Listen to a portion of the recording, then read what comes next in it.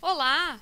Estamos iniciando mais um Sempre Juntos em Ação, o canal de notícias para os servidores municipais de São Sebastião do Paraíso e região sudoeste, onde trazemos semanalmente as notícias do sindicato para você.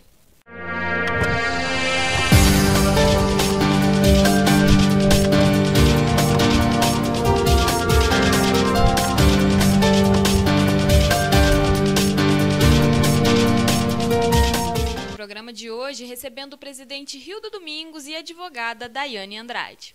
Como o presidente mencionou no último programa, hoje falaremos sobre a Lei 173/2020. Hildo, muito obrigada pela sua presença e hoje vamos falar então sobre essa lei, né? E antes de mais nada, vamos introduzir sobre o que ela vem trazendo.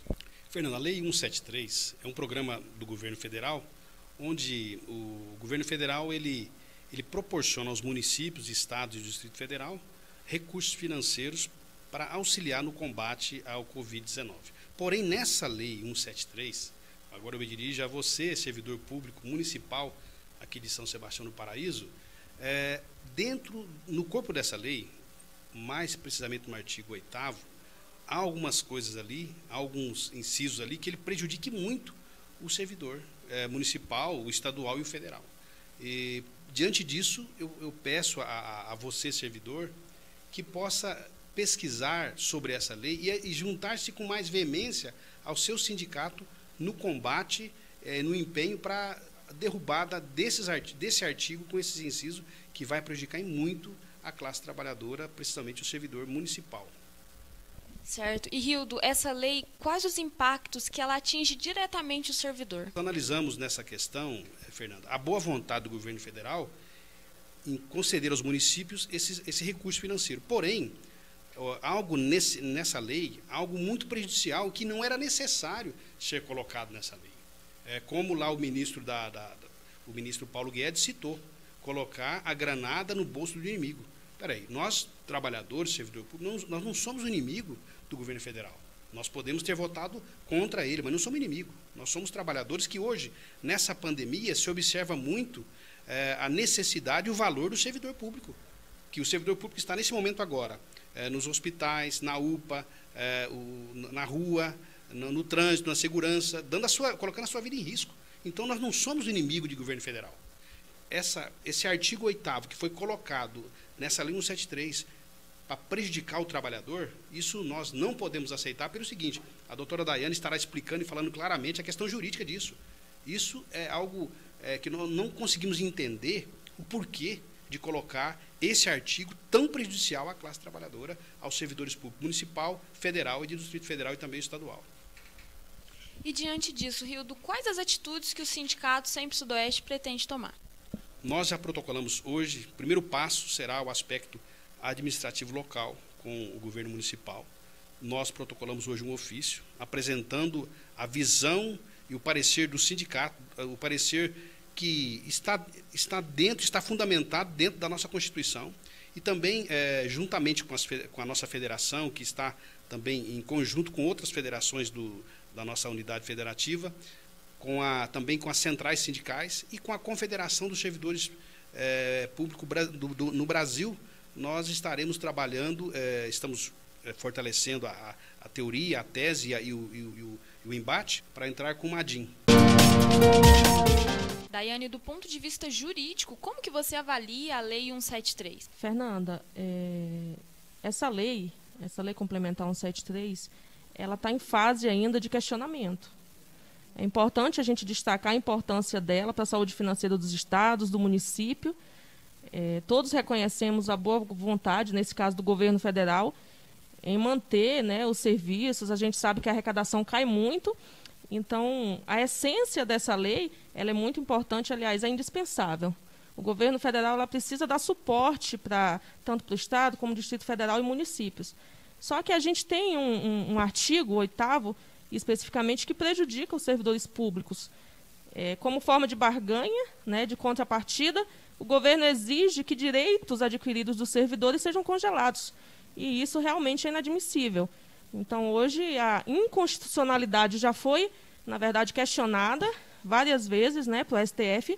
Se trata de uma ação que a legitimidade dela para propor não cabe a nós. Hoje aqui em Esfera tem alguns órgãos específicos para isso, e alguns partidos políticos, inclusive, né, já questionaram isso perante o STF, e a gente entende que tem um longo caminho a se percorrer. E, Daiane, existe alguma obrigatoriedade para os municípios se adequarem a essa lei? Ela já está em vigor? Como está o funcionamento? Na verdade, foi publicado em 27 de maio, né? Os municípios, o Estado, a União já estão aplicando essa lei.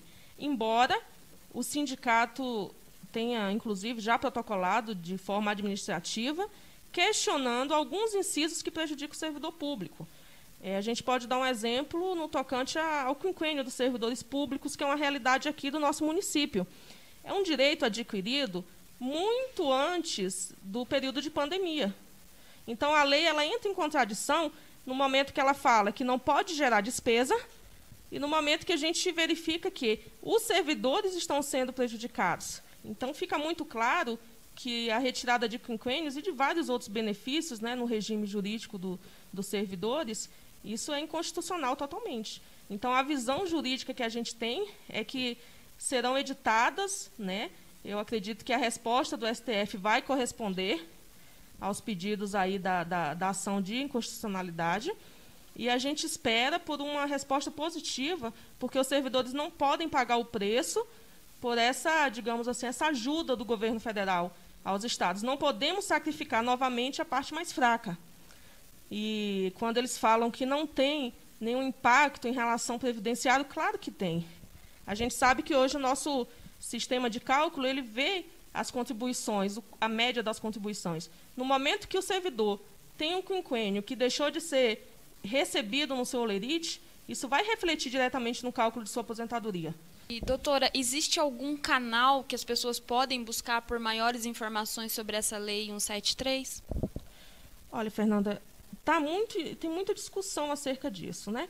São muitas opiniões contrárias, a favor. Hoje a gente tem esse debate jurídico, né? Mas que, infelizmente, ele envolve política, e isso realmente não é saudável, porque a legislação ela precisa defender, né, os direitos adquiridos. Então, para você ter ideia, tem uma norma técnica emitida pelo próprio Ministério da Economia, que faz uma crítica, na verdade, e pede a análise da Procuradoria em relação a esses incisos. Então, na verdade, a insegurança jurídica em relação ao artigo 8º é muito grande. Então, a gente pede, e se tratando dos servidores aqui de São Sebastião do Paraíso, que se dirija ao sindicato para que tire dúvidas, para que veja como está o andamento dos nossos pedidos administrativos, e a gente espera que o bom senso dos gestores seja de aguardar a resposta do STF em relação às ações, para que tome qualquer iniciativa de retirar esses direitos. São, na verdade, períodos que o servidor já cumpriu, muitos faltavam apenas 5, 6 dias, né, para fazer um novo quinquênio, ter um acréscimo no seu salário, nos seus proventos. Então, é um direito adquirido, ele já trabalhou parte disso. A gente trazendo para a nossa realidade, o servidor tem um quinquênio garantido a cada 5 anos. Então, muitos já completaram 4 anos e meio. Então, isso não veio pós-pandemia, né? A lei é anterior. Então, a gente espera que haja bom senso e que essa lei seja cumprida depois que o STF decidir sobre a constitucionalidade ou não. E, Rildo, já que a gente está se dirigindo, então, ao servidor público municipal, aos sindicalizados do SEMPRE, peço que você olhe para aquela câmera e deixe uma mensagem para os nossos sindicalizados. Aos sindicalizados, você, servidor público de São Sebastião do Paraíso, servidor público municipal de São Sebastião do Paraíso e as demais cidades que nós representamos, nós estamos atentos, combativos, e estamos atuando nessa questão. O seu sindicato, o nosso sindicato, não vai ficar desapercebido e nem passivo nessa situação.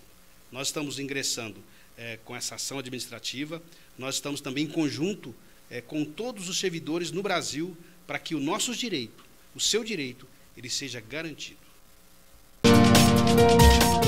E o nosso programa vai chegando ao final.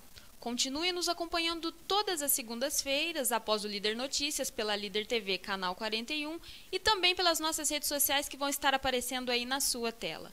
Muito obrigada pela sua audiência e até o nosso próximo programa.